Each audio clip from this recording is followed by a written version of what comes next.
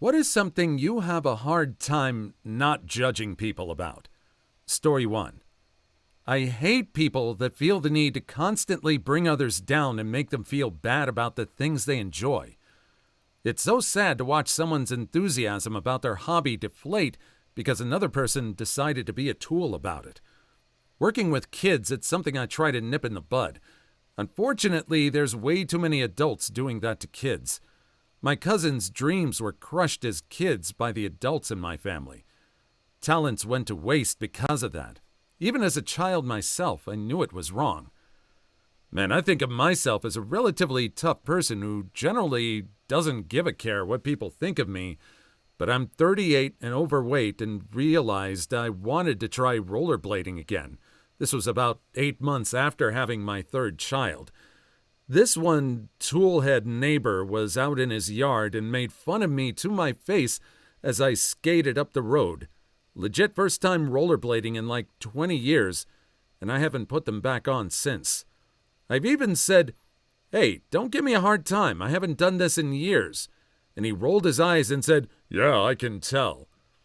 He made me feel so small and stupid. I'm mad at myself for not being tougher than the idiot's stupid comments. Edit. To all of you sub-commenters, you're a lovely group of people, and thank you so much for the encouragement. Yeah, curse that guy. When I get the guts up to go try again, I'll probably wait a few weeks till it's not hotter than the devil's taint outside.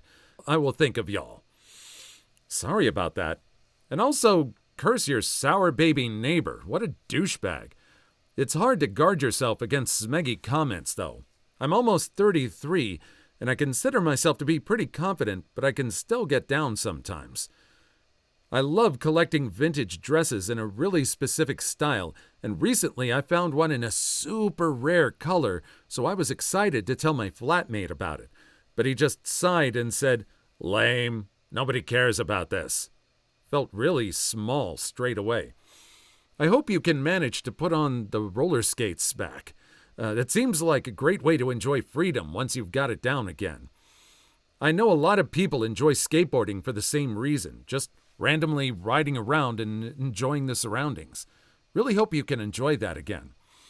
As far as hobbies, there's this comedian, Jackie Cation, that has a really great podcast called The Dork Forest, where it's kind of the opposite of this. She just talks to someone and lets them talk about something they really enjoy.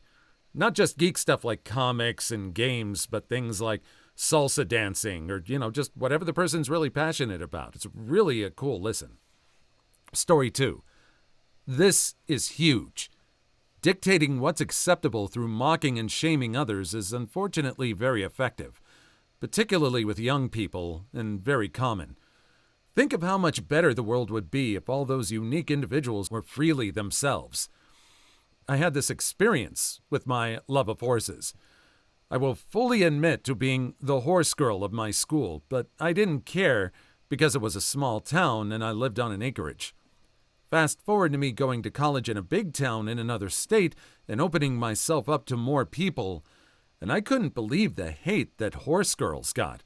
Like, my horse was my safe space, and I got natural exercise by just doing chores. So I started to change who I was. And I hate it because I just want to be the horse girl again. I want to wear jeans and plaid and a cowboy hat and boots.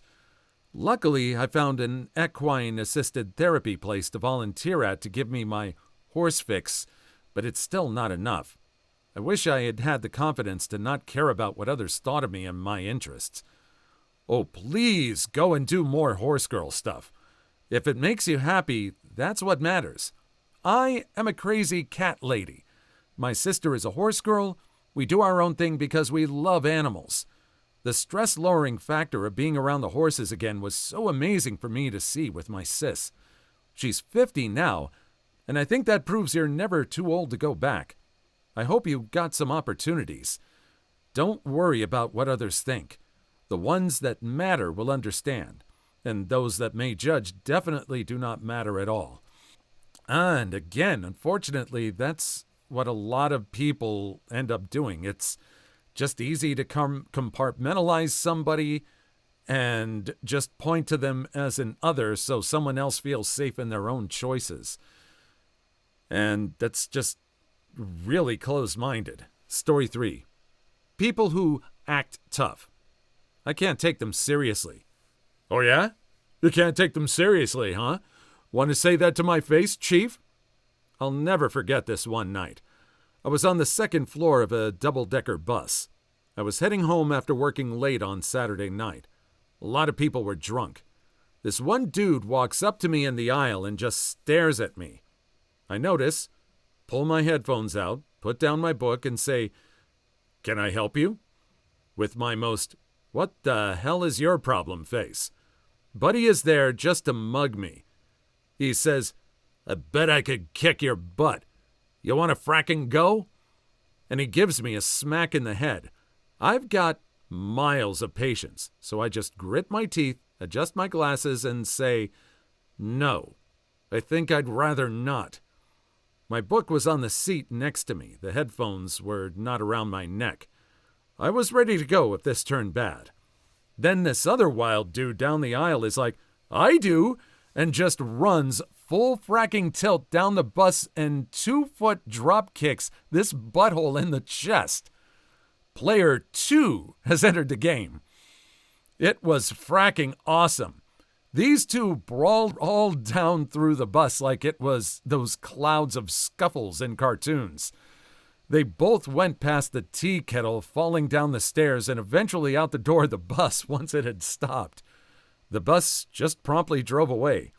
I looked back and player number 2 noticed the bus was gone, punched this guy one time, knocked him clear out, and he just walked away like it was time to go home after work. Fracking legend.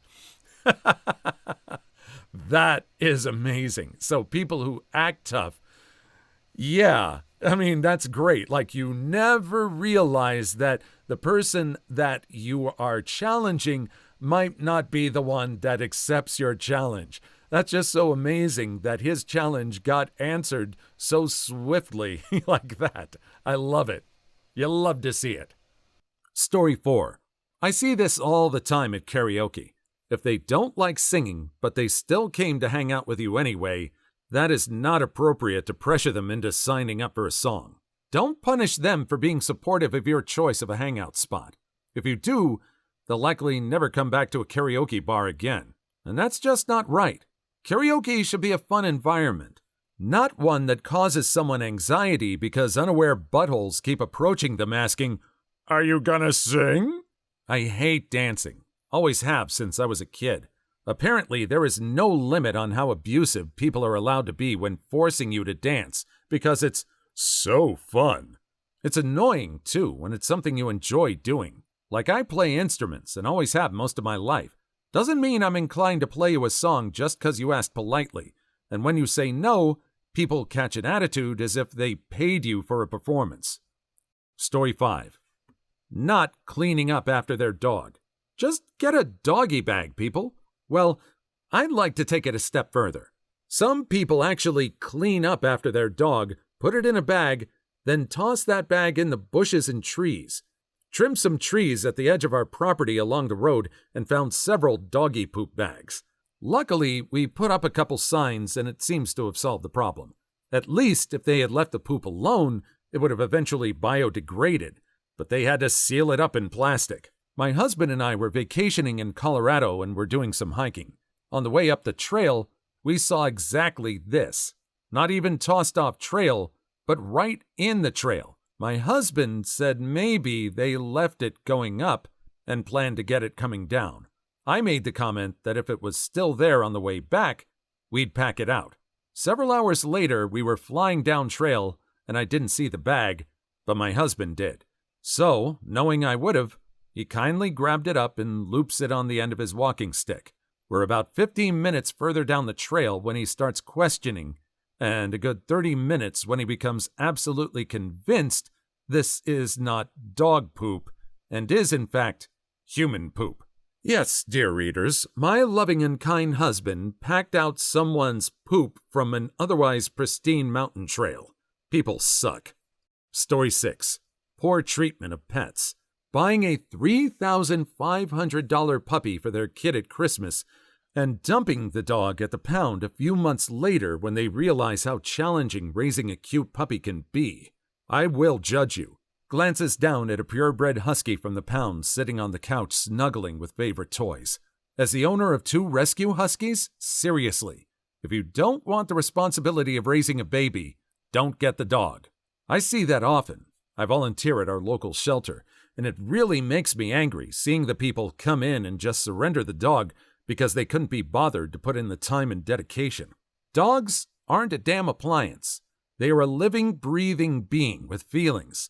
There honestly should be a database that those people get added to that prevents them from ever having a dog in the future, if that's the reason why they're surrendering a dog, or any other animal. And I get that there are legitimate reasons for surrendering an animal. Owner passes away, and surviving family cannot properly care for it, loss of housing and job, etc. If you want to see something sadder than that, I've been to Thailand a few times. The dog population out there is just out of hand. There are a lot of homeless dogs just trying to beat the heat at the beach, just sitting in the ocean and just roaming around. If there's a 7-Eleven, and there are a lot of them in Thailand, there is a dog sitting there that's adopted that because they know people will give them leftover food and stuff. There are some people that try to make sure they get some good food and some good shots to make sure they're all right. But yeah, I mean, I can agree with this sentiment here that poor treatment of pets is just awful. Story 7. I have a hard time with other people's parenting styles, or lack of, or if you're straight up abusing or bullying your kid. Some parenting styles, i.e. traditional abuse, spanking, neglect, intimate abuse, misogyny, turning a blind eye, checking out, berating, shaming your kids, things of that nature. Every kid is different and needs different things. Or ignoring them in public so they'll run amok and act like feral cats. Monitor and discipline your kids. I hate feral kids in public kid places. Once I went to the library and a mom let her kid run around as she worked on her laptop. I ended up entertaining the kid and parenting it the whole time as it was mean to other kids, including mine. I think because I was active with mine and friendly with others around, he wanted to stick close. He was yelling at my kid and bossing her around, though. Straight up told my daughter to stop playing with him, because we don't play with kids who treat us like that, and tried to usher her away. Ended up seeing that kid the next day at daycare for Meet the Teacher. I kinda hate the fact that the mom didn't even recognize us as we walked up together. Clearly, she didn't care who interacted with her child or even pay attention. I literally could have taken him. This is me. I have a handful of friends that have zero routine or discipline for their kids. One of my friend's kids has threatened to shoot up a school, and nothing happened. CPS came out to their dog poop-covered home. Nothing happened. Not even a suggestion to clean the home. Then he brought a knife to school. Police and CPS came to the house, and again, nothing happened. This kid is suffering in that house. He stays up all night playing unsupervised games online with strangers. He's extremely overweight due to poor diet. They're never prepared, so leaving the house on time for school is a mad scramble. Hygiene is non-existent in that house. He's getting bullied for his weight and bad-smelling BO and clothes. The entire friend group has offered advice and help, and he doesn't see a problem with what's going on. He thinks it's normal, and that addressing his son's weight would shame him. I'm judging him very hard. Story 8. I find it hard to muster up sympathy for people who expire doing exciting but dangerous activities. Free climbing? Scaling a building to dangle your feet for Instagram? Free diving? Cave diving? Motorcycle tricks on the highway? I'm sorry to the family for the loss, but they expired voluntarily doing something completely unnecessary and super risky.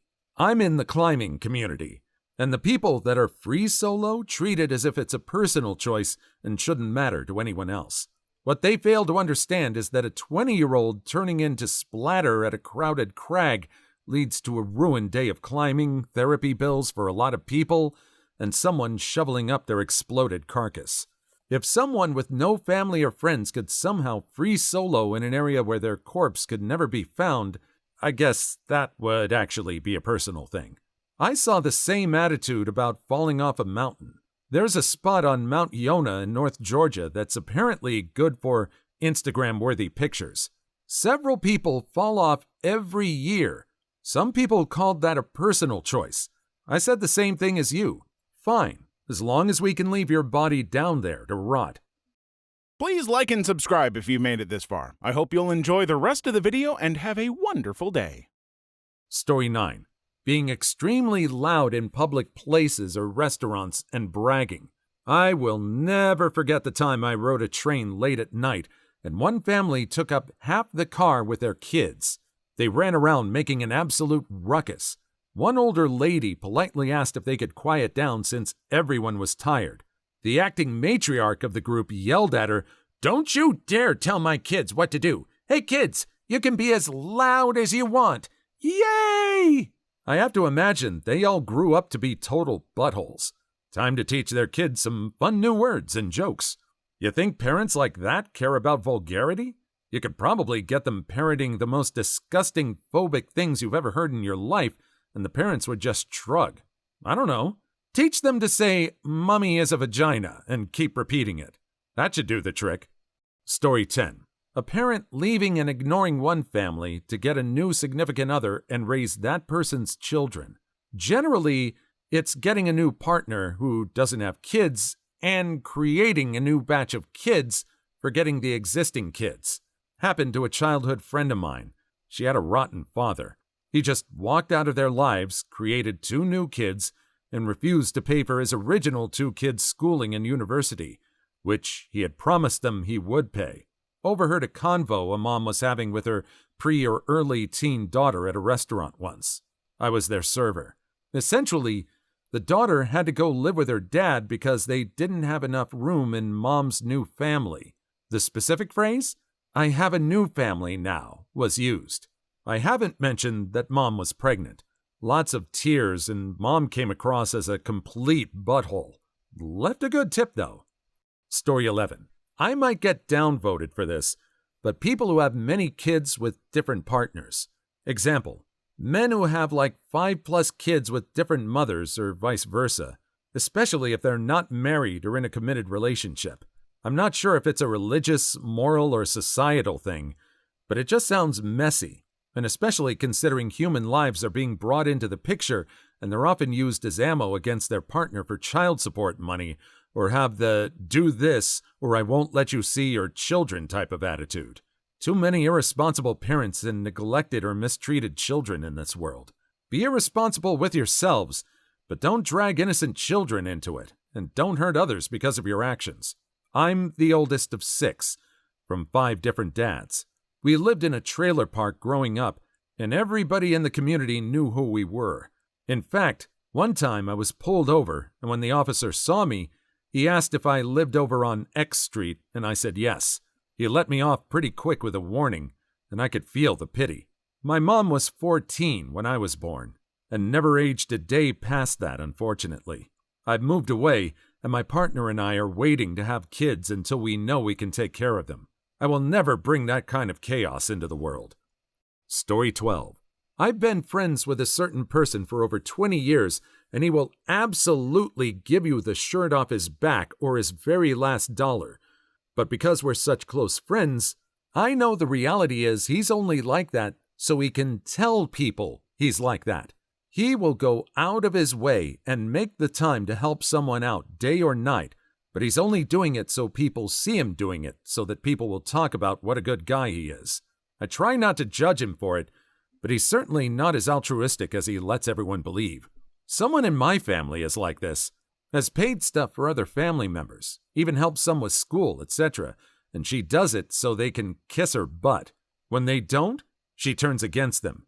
Also, overall has a holier-than-thou attitude, not gonna lie. Right.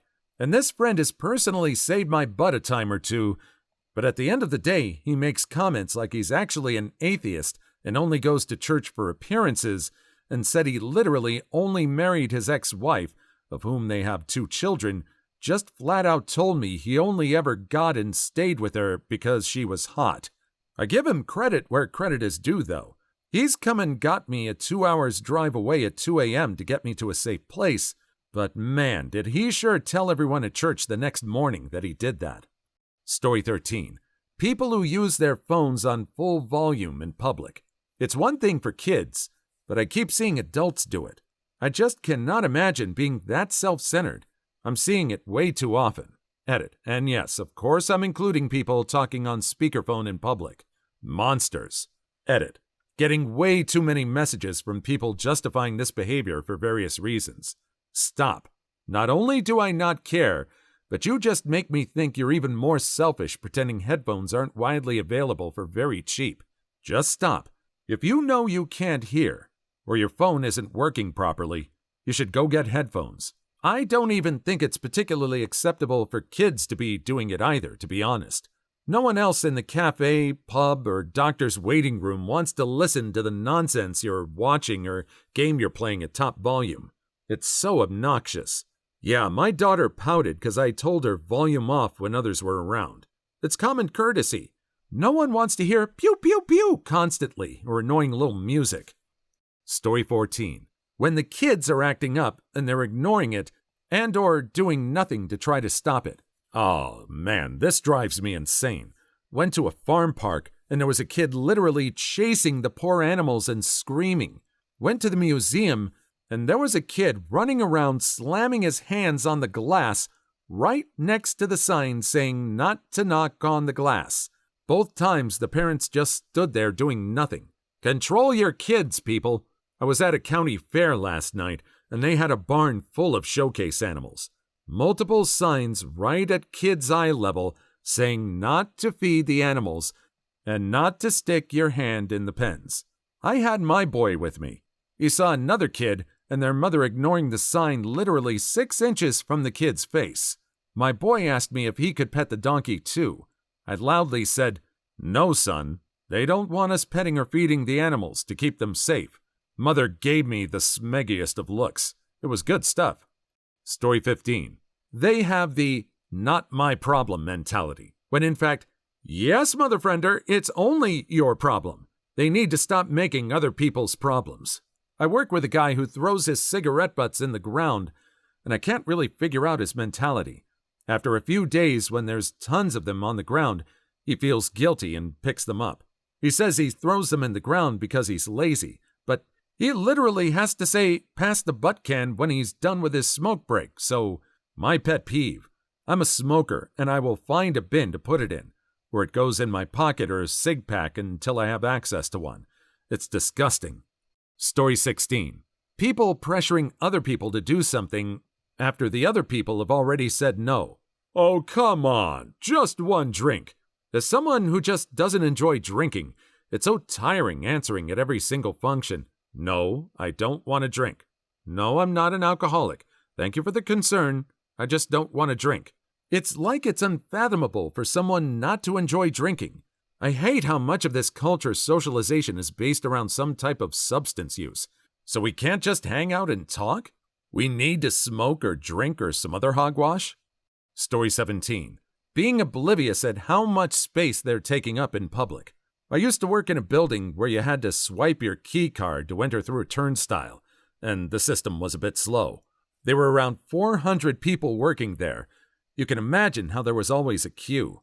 Every day there was some jerkwad having a conversation in front of the turnstiles, completely ignoring the people waiting to pass.